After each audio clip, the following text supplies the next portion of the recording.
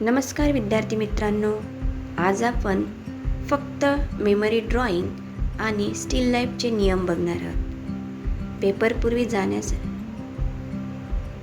जाण्यासाठी हे नियम बघून जा। स्टील लाईफमध्ये बघा, सगळ्यात प्रथम आपली स्टील लाईफ व्यवस्थित ड्रॉ करून घ्या। आपल्याला ऑब्जेक्ट थोडे मोठे काढायचे आहे, कारण की ऑब्जेक्टवर थोडा आपल्याला फोकस करायचा आहे। त्यानंतर व्यवस्थित कमीत कमी 3 शेड, त्यापेक्षा जास्त तुम्ही भरू शकता, भरून घ्यायचे। नंतर त्यावरील हायलाईट आणि परावर्तित लाईट हे दोन्ही लाईट आले पाहिजेत। नंतर तिसरा शॅडो देखील त्यावर आली पाहिजे। एवढं झाल्यानंतर ड्रॉइंगला 5 मिनिटं फिनिशिंगसाठी द्यायची। ड्रॉइंग पूर्ण फिनिशिंग केल्यावरच एकदा पूर्ण ड्रॉइंग चेक करायची की त्यावर पूर्ण लाईट शेड आले की नाही। संपूर्ण लाईट शेड आल्याशिवाय ड्रॉइंग कंप्लीट होत नाही। त्यामुळे 5 नियम लक्षात ठेवा। 3 शेड, हायलाइट, परावर्तित लाईट, शॅडो असे बघून आपली ड्रॉइंग पूर्ण करा।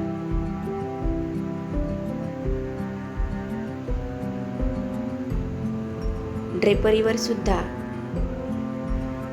थोडे काम असले तरी चालेल, मात्र कलर शेड व्यवस्थित घ्या।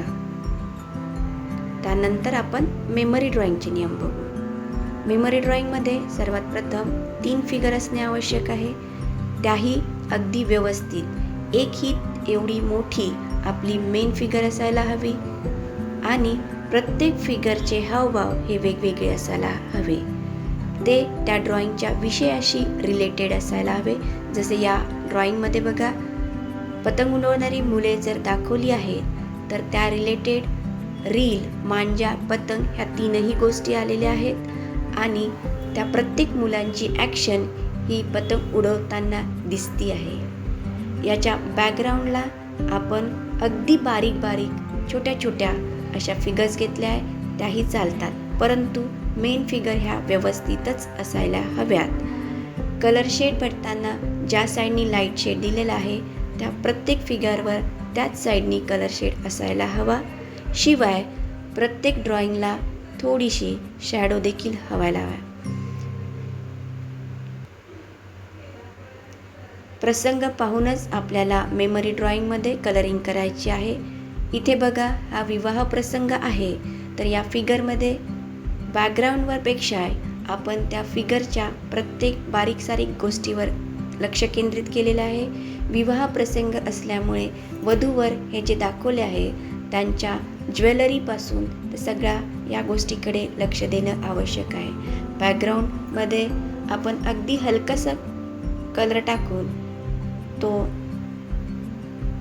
पूर्ण केलेला आहे, मात्र जो योग्य आणि त्यासोबत लागणारे ज्या आवश्यक गोष्टी आहेत तिथे पूर्ण दाखवलेले आहेत।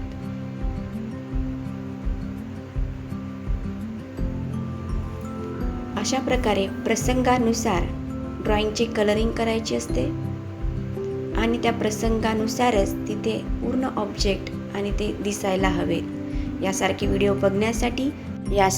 बघण्यासाठी लाईक, शेअर, सबस्क्राईब करत चला। धन्यवाद।